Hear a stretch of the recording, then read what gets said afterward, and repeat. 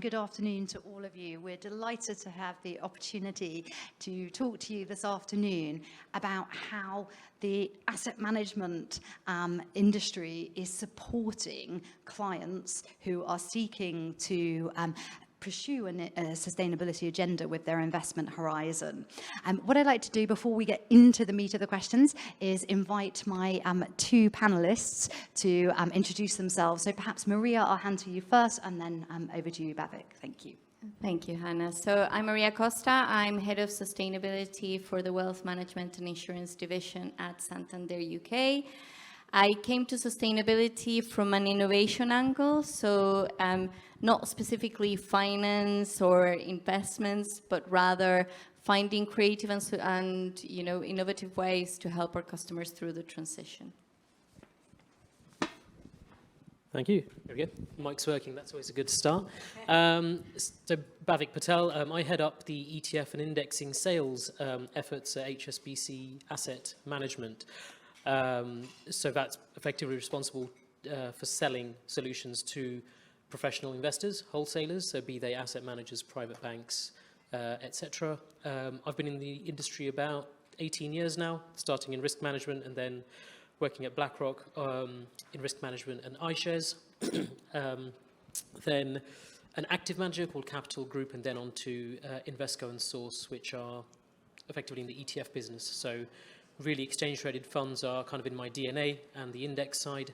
And obviously, I've seen that landscape change from your core beta to now a lot of focus from clients being on sustainable ESG solutions.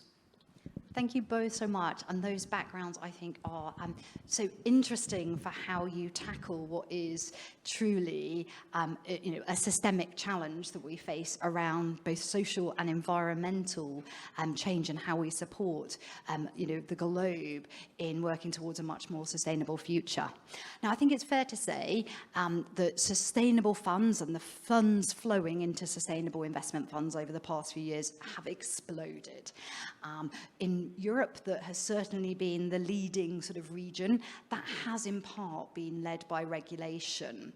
Now, when we talk to customers, to clients, and we ask them about what are the challenges around sustainable investment, I think it's clear that three things generally come out.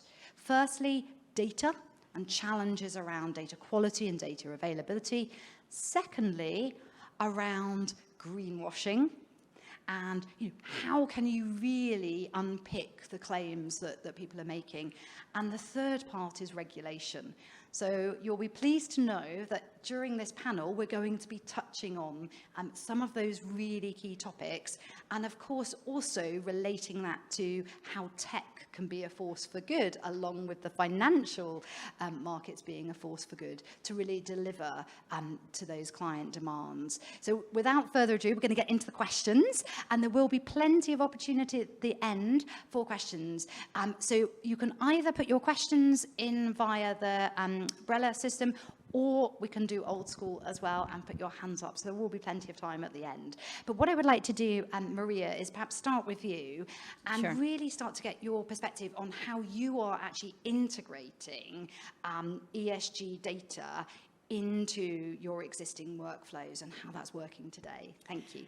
Thanks, Hannah. I think what we find within sustainability, or ESG, environmental, social, and governance for everyone, is that it used to be sitting somewhere here in a very siloed area of the bank, and now what we're trying to do is exactly that. It's just trying to bring it back to the different business areas and embed it into everything we do. And the first thing that we need to do to be able to embed some of the ESG within our workflows is, I'm going to say that we need to start with education. And that's probably the first thing that I would say, because we can tell our customers, we can tell our colleagues that sustainability, ESG is critical and it's important for the future of society. But if they don't even understand what it means, then it's going to be impossible for them to actually do anything or identify their role as a colleague into what they can do to help our customers through the transition. So firstly, I'm going to say education is critical, both for our colleagues and then for our customers, right? So it's making it super simple, very clear to help them understand what it means for them, and in terms of investment, what it means for their investments when we talk about sustainable investing. The other thing perhaps is, obviously, within Santander Wealth, we are distributors of funds. So we're not on the asset management. Santander Asset Management is outside the ring-fence bank. So we are distributors of funds. So one of the ways, I guess, that we embed sustainability or ESG within this is working closely with Santander Asset Management to help them embed ESG screening within the funds, for example. So I know that they have a proprietary ESG scoring where they will put all of the funds through ESG, regardless of whether the fund is actually a sustainable or an Article 8 or an Article 9, depending on the SFDR European regulation. But it's really about starting to take the elements of environmental, social, and governance as part of that screening process within the funds. And that helps us identify, I guess, perhaps elements in the risk assessment of funds that perhaps we could miss should we not go through the ESG scoring system. And that eventually is going to help, make the funds a lot more resilient over time as well, because we've considered far more elements through that. So, and the last thing that I just want to touch on embedding ESG, and you touched on this, Hannah, is data. And there's no way that we can progress anything within sustainability if we don't have the right data. And I think at the moment what we find is that whilst we have an overload of data, we just don't have necessarily the right data. And we depend a lot of the times on estimates based on the current data that we have available. But unfortunately, we still have some data holes where there is absolutely no data. So, we've heard a lot about AI today already, and AI is obviously critical for AI to function is the data. So if we don't have the right data, then it's going to be really difficult for us to continue to progress on that. Maria, I think 3 excellent areas of focus there, and certainly the alphabet soup, the education piece. Yes. I mean, fintech and then sustainability, there are so many acronyms, so really working hard on that education piece I think is so critical. And Bhavick, perhaps you might be able to give a perspective from how HSBC is approaching this. Sure, thank you. So yeah, I think the strategy really is quite unique from an investment management angle, because that's where I'm coming from, is really specific to a firm. And if anybody's familiar with the asset management space, I don't think you'll find really a consistent approach across, everyone. So really, I'm going to say it depends. I think Maria's covered some great points. Education is definitely one. And with data, obviously materiality really matters because, as Maria identified, there's data overload. I think the amount of vendors out there, some are really good at some things, some good at others, and that's where HSBC, at least our sustainable team, we look at where the strengths lie within that data vendor, because you may not find one specific data vendor that's good at everything. Excuse me. So that's one big thing. And then going forwards, I guess, to really then embed that into the retail, into the client journey, because effectively this is a client-driven business. We don't want to, effectively some clients don't want ESG. So we have to make sure that, we're giving the solutions to clients that they require, that they are robust. And again, that can be done via these, the due diligence of data, also working with other providers, partnering with other providers, and making sure that, we're confident in some data and the variation isn't wide. Sometimes if you look at carbon data, I've seen carbon data where you've got some firms excluded in one fund and not excluded in others. And clients come to us and my team, some of who are here, and we'll ask the question, why do you have this company in this fund and not in this fund, although they seem to be doing a similar job? And the answer is, again, the data.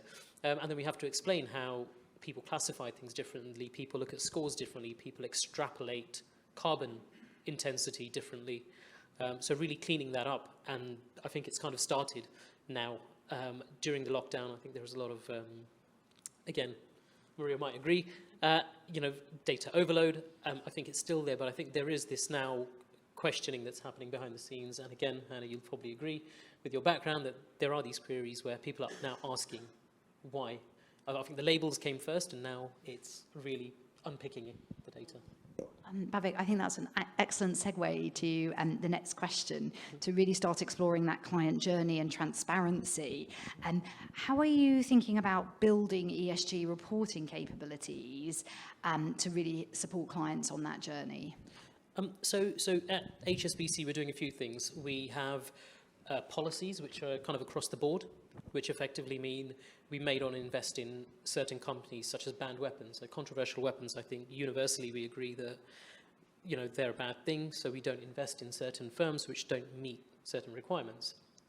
Now that's a basic thing. With some transparency of data on the back of your question is key. So where we vote. Now what really makes a difference, I think, is voting and engagement, because that's what changes the behavior of a company. And all of our voting at HSBC for every single firm, so we manage about 650 coming to $700 billion of assets, we publish that data online every month. So how we voted on which motion, on which company. It's a lot of data to go through, but if anybody wants to see it, it's there. And at the same time, we do have policies, so stewardship and engagement policies, where we say, right, we're going to vote this way for, it might be a conflict of interest, if a board member and a director have one person shares that seat. So there are certain policies we have in place where we try to ensure, like, these are kind of hard positions that we have, where we will vote a particular way, and then others we won't. And I think that's where the data is going to make a difference. Is people are going to start asking, what does that mean? What's the materiality of that number? And I think that's where we're going to see the real development. Maria, I guess. Thank you. So obviously, because we are distributors, we have different rules in terms of reporting specifically in terms of our investments. But we do, more broadly within Santander, work very hardly to make sure that the reporting that we do is incredibly transparent. And, obviously, we're always going to go back to data. But it's, for me, it's not just about the reporting per se as to just putting it out there, but it's making super clear that when you're putting the information out there, it is simple enough for everyone to understand, because sustainability is just incredibly complicated in terms of all the terminology that we use, and because we're constantly evolving and it's a really fast-paced moving area at the moment, I feel like we're partly experimenting with how we are presenting the data. And if you haven't seen it, I would recommend that you go on YouTube and have a look at Apple's reporting on their ESG report. It is brilliant. It is absolutely brilliant in the way that they engage with the everyday consumer around exactly what they're doing in terms of sustainability, what all these numbers mean, and what exactly they are getting away from it as a consumer, what it means for them. It genuinely is like a really nice way to put information that could be incredibly boring to read, to make it something engaging for customers. And I think we need to start to get more comfortable with presenting this type of information that, yes, we need to report because the regulators are asking us to do it. And yes, it is 100% the right thing to do.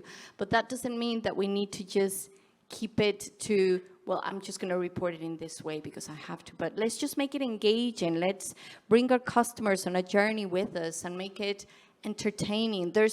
You'd be surprised how much customers want to learn about sustainability, but because they don't even know where to start, they just don't. So let's make it engaging for us, to engage with our customers. Thank you, Maria. And I will be this evening looking at the YouTube video for Apple. I haven't seen that before, so I'm really excited to do it this evening. So thank you for that top tip. So we've talked a little bit about sort of the, how we're doing ESG integration. And Bhavick, you highlighted that actually there's a lack of sort of consistency that's being applied. So if, for example, we had other organisations today, they would talk about it in a very different way. How do you think, though, as we sort of continue to evolve, technology and innovation can actually help define the successful integration of ESG into investment strategies? Is that a force for good? Is it going to be helpful? I mean, it's a difficult question because technology is, I guess, all around us. It's already making a difference. You know, like we mentioned, data cleansing, really measuring things across the board. Like, carbon is one of them where everybody talks about scope 1, 2, and then 3, and nobody really knows how to measure these things. So technology can hopefully help, you know, iron out those issues of data and really clean up what I think is kind of a bit of a messy area. So that's one thing. With regards to data, it's, you know, it's a tough one. I think AI might play a part, possibly. That's, again, I'm not an expert there, so I can't really comment in any detail, but nor am I. Everybody keeps on talking about AI, and, you know, maybe I'm cynical in some places, maybe not, but it just seems that there's only one way to do it, and that's education. Again, if technology can help measure things, give them materiality, and also, again, create that robust system, it's going to make a difference. But yeah, again, I personally just believe in consistency. There's got to be one measure. You know, you can't say a centimetre is as big as an inch, and that's where sometimes I think we sit with ESG. Everybody measures it differently, and yeah, if we can apply technology to those social governance metrics, it'll be great. And I think reporting, again, accounting is one thing where finally we're seeing disclosures happen that weren't there before. So if technology can overlay in that and really take that data and, you know, repurpose it into funds in my sake and, you know, clients for yours, then it'll be amazing. So yeah, huge, again, just to summarize, huge part to play. How it happens, through hardware, through data, jury's out. Maria, I'd love to get your perspective and think about that sort of God. centimetre to an inch. Good luck. Do you know what? Technology, obviously, it rules our lives, right? And it would be absolutely remiss of me to say that technology is not going to play a massive role in helping us deliver on our targets in terms of sustainability. But not just that, but enhancing the experiences when we think about what kind of services and offerings we can put in front of our customers to help them make better, more informed decisions around their investments. So, you know, for me, it's all about the client. It's all about the customer. That's kind of where I'm coming from. So from a customer point of view, if you think, so for example, one of the things that we're working on currently within Santander is there a way in which we can, we're building kind of a prototype, but can we put in front of our customers a tool through, a platform of investments where the customer can understand a bit better about their existing funds, where they have their money invested, how these funds, where they've got their money invested, are performing in terms of ESG. So, you'll have different metrics around ESG, whether that's your carbon emissions, whether it's human rights, or if it's, let's say, water usage, or whatever that may be. But you'll have a certain number of metrics, and the customer can then go and have a look at the funds when they can, they've got their money invested, and see how these funds perform. Because it's, I think we need to be comfortable shedding a light on the funds where it's not just all about the profit. It is very much about, are you investing your money in a way that it's aligned with your values and beliefs? So I think it's interesting that we're starting to test some of these new experiences. And the only way that we can do that is obviously thanks to technology and the data. And, I've already seen a few really incredible, exciting technology with AI that can pull information and give you, all of these insights around ESG. So I think that it's fascinating that we can do that, but we need to have the right, again, just data to be able to feed into the AI. The AI is wonderful, but it's only as good as the data that you feed it into. So, Maria, I think you've put it so well, and the way I think about it is that if you don't have to spend the time, so if AI can help you gather the data, exactly, you can really spend your time, and it sounds like this is absolutely what you are doing, on that customer experience and making sure that that's the bit that you can really bring to life. Yep. So thank you very much. Now, we've talked about the fact that there's been significant flows into sustainability, so we could all be forgiven that everybody is on a sort of sustainability journey, but I think it is fair to say that there are still some clients that might be a bit sceptical. So I'd love to get your perspectives on how you're sort of supporting your engagement with those clients that perhaps aren't perhaps on the same climate and social journey, please. And Bhavick, if I might start with you, thank you. Sure. So we get, I mean, in my daily life, and again, same with my team, we get clients that are interested in sustainable ESG funds and those that aren't. Now, the ones that aren't, effectively, we live in capitalist society here, so sometimes it's just they don't see the client demand, so they're not interested. What we try to do is educate. I mean, that's the one thing we can do, is just inform our clients. We should not, and believe this, really force product and solutions onto clients that don't want it, right? And that's just a given. And HSBC don't want to do that. But where there are questions, I think we have to have robust answers. We have to have honest answers about what our solutions do. And I think that's one good way of really bringing the kind of skeptics on board, because I think sometimes you do have people that think there's a silver bullet, that this fund will change your life and all the rest. But we have to try to avoid that and just be honest about what the solutions do, what they are aiming to do, and what their objective is. So that's that's one of the big targets, and that's one of the kind of approaches that we take and my team take to any of these, any of the clients and anybody that's looking for funds or aren't. We just have to be honest about the solutions. So we've heard that sort of education theme running through, and I think you're both so right. That's critical. And Maria, in the conversations that you're having, how are you supporting those perhaps more sceptical? And again, interesting that. I'd love to get the perspective of, is the retail customer perhaps in a different place? Maybe they are more values-led than institutional investors. So perhaps you could share your experience. Yeah, I think what we're seeing is, I'm not going to touch on education because we have to start with that. So without going into the education, because it's a must, so in Santander, if our wealth services serves our retail investors, our high net worth individuals, and then obviously you've got your private banking, so ultra high net worth. And we do see obviously a difference between your high net worth individuals and your retail investors. But I'm going to say that more than that, you see a difference, probably more at generational basis. This is where we see the biggest difference. And if you just need to Google it, but the information is out there. There is lots of research that is going to that supports this.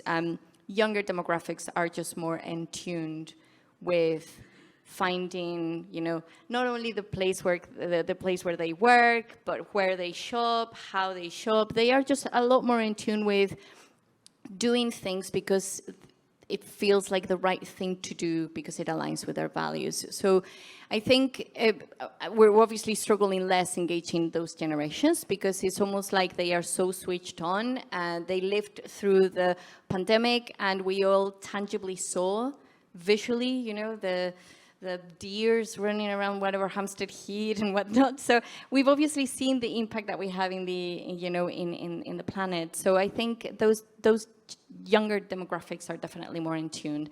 And in terms of, the people that are perhaps more skeptical around sustainability or ESG, you're absolutely right. It might not be for everyone at this point. Not everyone might want to invest sustainably, and we have to acknowledge that that might be the case, and hence you need to cater for your customers and be able to do that. But it's just about how do we start to inform the customers and present the right level of information more than anything. So you're not forcing anything on anyone. You're just putting information almost like in a window shop, if that's the right terminology, but you're putting the information like on an alley, in a supermarket. You're showing the customer the information, and then helping the customer make the decision. If it's a direct-to-consumer service, then the customer can make their decision themselves. If it's a discussion within their private bank or the financial advisor, then the customer will have some information that they can present that to the advisor to talk about, this is a priority for me or this isn't a priority for me. And then based on that, they can decide which investment to do. But I think at the moment it's not our role to force ESG on anyone. I mean, it's just not. It is, though, to help customers have all the necessary information available so they can have the right decisions. That's all. You're so right, and that informed decision-making is critical. I love the idea of a supermarket with all of the sustainability information, so perhaps that will be coming to us one day soon. And I think we've got time for one last question, and I think, again, we couldn't leave the panel today without touching a little bit on regulation. So what I would love to hear from you on is the extent to which regulations, are they sufficiently effective in guiding investors and really helping them navigate greenwashing claims? So Bhavick, maybe I'll start with you if that's okay. Difficult last question, I'm sorry. I think I'm going to have to defer that to the FCA. We're still waiting on their report. So as we kind of on the panel know, the FCA have been working on a report to give some guidance, I guess, to the UK investors on sustainable disclosures, and that's been, I think, Q1 it was promised, and it's now Q4. So yeah, really a difficult question for me there. But I think guidance is needed because, again, if a lot of cases, like we've said, corporates have differing views. We're based across the globe. We were dealing with a multitude of clients. The regulator is there, so hopefully to kind of give some consistency and give a broad-based framework to any kind of sustainable investment. So yes, I'd say, personally, I can't wait for that FCA paper because I cover UK clients, and in all honesty, I think most of my clients are waiting for the FCA paper because then they can make a decision. So I think it's getting there, 100%. The FCA and other regulators are finally seeing they can't, and again, these are the stats that I did tell Hannah earlier. Q4 last year, if people are familiar with the SFDR framework, it goes from Article 9, which is, I'm going to say, darker green, for those of you in the audience that may not be familiar, to SFDR 8, which is a bit lighter green, to SFDR 6, which is kind of less green, if not green at all, just normal. And you had about, between Q4 and Q1, so 2022, 2023, Q1, the EU regulator said we're going to revisit the framework that we've created for these ratings. And between those quarters, you had about $300 billion worth of assets move from Article 9, which is dark green, to light green. So asset managers across Europe changed the classification from a darker to a lighter green in light of what the regulator said they were going to do. Now, maybe some of those asset managers had another look at their range and said, right, this isn't as dark a green as we thought, went lighter. But in the end, the EU regulator came back and said, actually, there's nothing to kind of see here. Now, you would imagine in your head that might then cause all of those $300 billion worth of assets to go back into the darker green. No such, move has really happened. So it's kind of, maybe it's been a check, maybe it was a, we learn game theory when we're at, if you study economics, and it's an interesting behavioral outcome, I think. You might agree that everybody downgraded, nobody upgraded back again. But in the first instance, everyone was quite happy to go for Article 9. So I found that interesting, and I think that's where the regulator have had an impact. Whether it was intended or not, it's a different question. So yes, I think a framework would be super helpful, a very rigid and defined framework, rather than guidance, because I think there's that fine line where you get guidance. It leaves a lot to interpretation. Thank you, Bhavick. So you want to hear more from the FCA? I think we all do. Yeah. And Maria, perhaps I'm biting my nails waiting for the regulation. So yeah, we're all desperately waiting for the FCA to publish the final guidelines. Hopefully, a very defined and clear guideline on SDR, which is just a sustainable disclosure requirements. But that's hopefully, when SDR comes live, hopefully sometime this side of the year, it will come with an anti-greenwashing rule as part of that. And that anti-greenwashing rule is not going to be just for investors, which SDR is. It will actually touch any regulated firm. So that means that when that comes live, it's going to help us. Hopefully, that's the hope, right? That it's going to give you very clear guidelines as to what you can and cannot promote as a green fund, a green product, whether that's your green mortgage or a green loan or whatever you call green or sustainable or impact. So the guideline from the FCA, which from the initial, I guess, proposal that we've read, will very clearly define what you can and cannot tell your customers is a sustainable product or a service.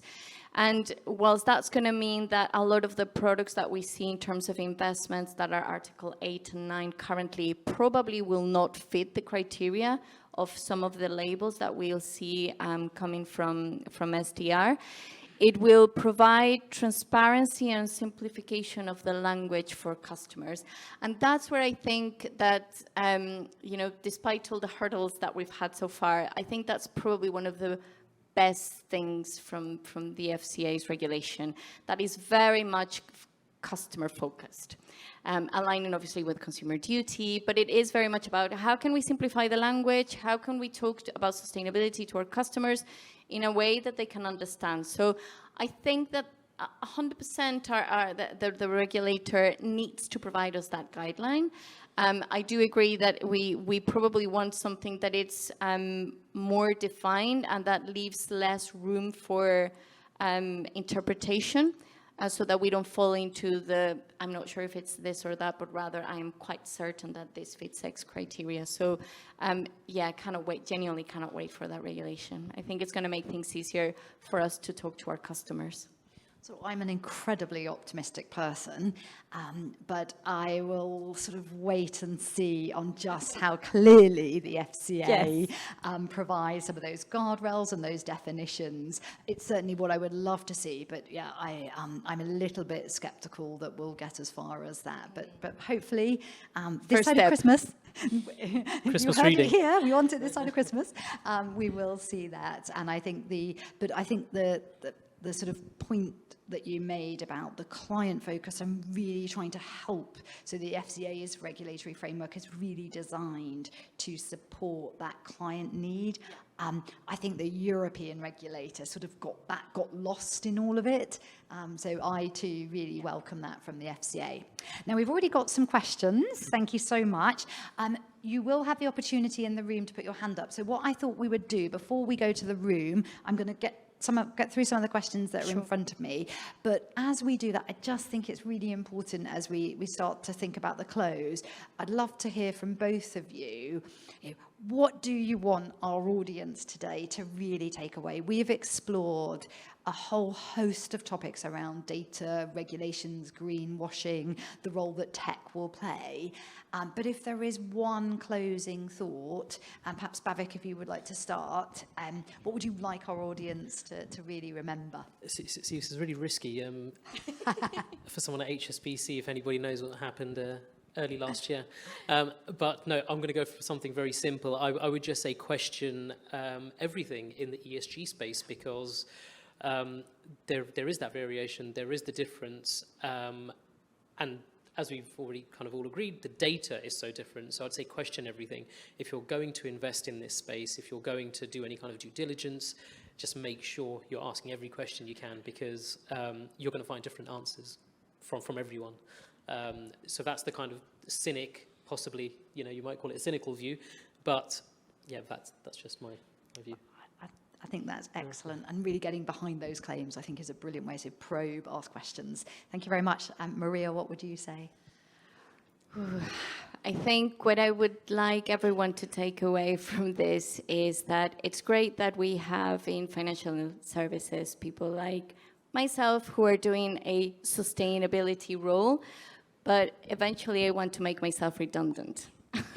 So I don't want it to, for it to be a need for a sustainability person to be pushing for this, but rather that sustainability is embedded into everything we do. If we think about where we are currently and some of the changes that we need to go through to meet some of the Paris Agreement targets, every single organization out there, regardless of the industry, is going to have to adapt and change. Every single one of them. So the quicker we start to embed sustainability into the way that we design our products, our services, the way that we think about long-term rather than short-term, all of that is going to help us get far quicker into our sustainability targets, but it's also going to make our businesses just more resilient over time. So that's my takeaway. Fantastic. Thank you both so much. So as I said, I will, first of all, there's a number of questions. I'm going to ask two. That's just to signal to everybody in the audience that that's when you can get ready to ask your own questions. So my first question, and I think this is brilliant, so thank you for the individual that posted this. How have your ESG considerations in recent years been changed by societal and stakeholder pressure? That's something we haven't touched on, so I thought it was a brilliant question. So, Maria, I might ask you first. I'm going to say that we definitely saw a massive, massive change in the years right after COVID, like literally right after COVID. So I started working on sustainability, like I said, from an innovation angle just before the pandemic, and trying to get anything done within the bank that had the word like sustainable product or service was a bit of well, we're a bank, like why are you wanting to explore sustainability in a product or a service?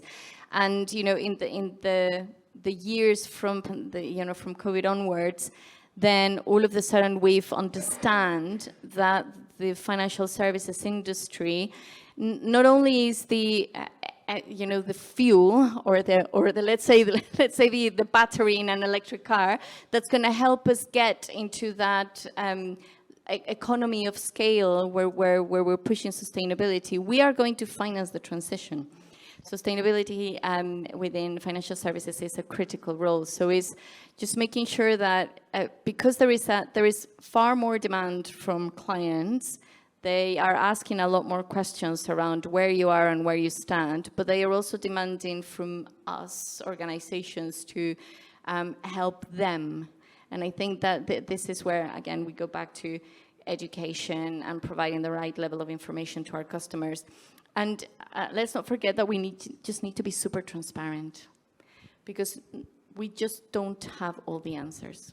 No matter who tells you that they do, nobody does. So it's being transparent about where you are today in your sustainability journey with your customers, and then just kind of take them on that journey with you.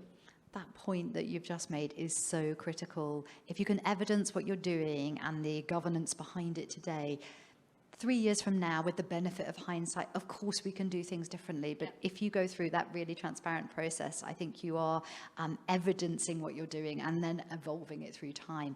And Bhavick, is there anything you'd like to add to that?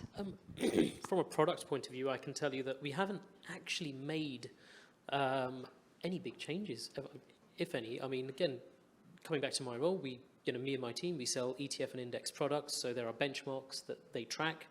Those benchmarks are designed to invest in certain stocks to give a particular, tilt, be it carbon intensity or ESG score. So they haven't actually changed that much. And I could put that down to the fact that HSBC weren't the first company to launch a sustainable fund, or the second or third. We tend to wait and again, be kind of thorough, think about what we're trying to launch, put a framework around it, and then we launch a fund. So I think that's I'm going to call it a benefit of distributing ETF and index funds, that there's a benchmark. We can design that in a robust, repeatable fashion, and then we go to market with that. I know some investment managers may do things differently, but yeah, that's helped us. So a thoughtful approach, very good. Before we go to the audience then, my another fantastic question. What's one trend that you would expect to see in the ESG investing space as we go into 2024? I know, I don't ask that. Well, sorry, your audience are asking the difficult questions now. One trend, now. I'm going to say that we're going to see more client demand. So we're definitely going to start to see a lot more growth again from that younger demographic, potentially more within that retail space, retail investor space, rather than perhaps your high net worth individuals, but more focus on investing with purpose is probably what I'd say. Thank you, excellent. And Bhavick? I mean, this is going to sound like a shameless plug to WealthTech, actually, but I think genuinely the marriage between technology and ESG, be that in climate, I think that theme and how it marries up is going to be big going forwards. I think there's been a lot done on the ESG side, carbon side, ex-fossil fuels, all of those binary solutions have been kind of rolled out, and I think something a bit more hybrid, because people are going to ask questions, people are going to start probing, and I think those solutions are going to be the ones sought out. I think that's a fantastic way of thinking about it. And we often think in silos, and we don't mean to. It's just sort of how we can almost grasp how big, the problem is that we look at what we can do. And that systems change, that systems thinking is when you will see massive acceleration. So come together, finance industry plus technology, we can solve the climate crisis. Okay, what I would like to do is hear from other people in the audience. Oh, I can see a question at the front, please. Thank you. If you don't mind waiting for the microphone, that would be awesome. Thank you. Is this working? Yeah, amazing. So really interesting discussion. Thank you, everyone. Off the back of, I guess, what you were saying, I saw a lot of funds have dropped ESG labels this year, particularly in European markets. And as a fellow HSBC employee, I'm well aware of coming up to kind of sustainability disclosures and all that can happen from that. So how, off the back of that, would you say do firms build confidence in themselves that they can almost expand and deepen their sustainability offering? Because I believe as firms, we almost have, for kind of wholesale and institutional clients, we have a responsibility to almost create the market for sustainable investment. So how do we continue to grow that market in the face of the regulatory environment we're currently in? Brilliant question. Bhavick, do you want to take that first? That's going to be targeted at me, isn't it? It's a tough one. I think proliferation isn't the answer. Speaking to some clients here, today it's the fact that there's a lot of confusion. Example is 15 years ago, selling an S&P 500 ETF that I was, an S&P 500 ETF from the firm I was with at the time versus one from the other three firms, the benchmarks were the same. So someone could compare that and, tell what the performance difference is, tracking error, tracking difference, etc. The problem with those solutions now and the ESG ones is you've got different benchmarks. So for firms, obviously go out, get bespoke benchmarks. Clients have to then assess those. So it makes that journey, makes that whole kind of mix really, really complicated. I think the complexity has paralyzed, a lot of investors, and also it's meant that I think there's almost this, call it a problem, but where distributors have to really make a decision, and sometimes, those aren't great. Now, one thing I do say is the benefit of being slower in the business as firms like HSBC, because we're big and we have big teams, we're slightly slower. We're not always first to market, is that we think about that, and we haven't made that many changes. But again, it's a tough question, but I think just not launching as many funds and really thinking about what's happening, because there are so many changes. And again, having conversations today, I've had clients buy a fund and it's changed within holding it for 2 years. The benchmark has changed twice, right? That's not what you want to do. So I think I always have to flip your question and say, I know what you shouldn't do. The jury's out on what we should, but that's at least you've kind of got a floor of what needs to be done. Maria, anything you'd like to add? Just very briefly on that, I'm just going to add that, if we think about the data that you need for that transparency, one of the problems that we have at the moment is that we have no standardization of the data. So it's really difficult to compare apple to apples. And that's probably one of the biggest issues at the moment with, with funds, that it's very, very difficult to be able to compare one to another when the metrics that they're using is based on roughly the same data, but it's not being standardized. So I think that's one of the things that we are hoping to see in the future, not just in the UK, mind you, but something that is much more broad worldwide, because it's going to simplify. We need to stop thinking too localized, because the fact is that we are, people are invested globally, so we need to be able to do this more broadly. Yeah. Can I just give one example of that data issue? Because it came up a few months ago where a client asked, we've got 2 sets of funds benchmarked to do different indices, both X tobacco. Client asked, why do you have this tobacco fund in a particular fund, although it's X tobacco? Now, the difference simply was that the one data provider considers the tobacco firms they were alluding to are actually e-vaping companies. So that benchmark provider didn't consider that as being tobacco, right? Because you're not growing, you're not smoking. Jury's out on whether that damages your lungs, and those are all different conversations. But that's what the benchmark provider thought for that fund. For the other fund, everything tobacco, even vaping, was excluded. Now, that's a very simple example. When someone buys an ex-tobacco fund, again, it's a question that I'd love to ask the audience. Is vaping tobacco, or is it not? But those are the nuances that make the difference there. And I think those nuances are, what really makes the sustainability arena so tricky. And again, if we asked each of you about your values and tried to come up with an investment fund, we'd probably have 0 companies that we'd be able to invest in, because you'd all have very different and individual views about what good looks like, what bad is. So that's just how enormously tricky this is. Now, we are over time. I would love, personally, to spend the rest of the afternoon talking with my panellists, but I know we already have our next guests ready to go. So I would just like to say an enormous thank you. Maria and Bhavick, you've been excellent this afternoon. We had some brilliant sessions in prepping for today as well. So thank you so much. Thank you also to the audience for your questions and your participation. We really appreciate it. So thank you very much, and enjoy the rest of your day. Thank you. Thank you.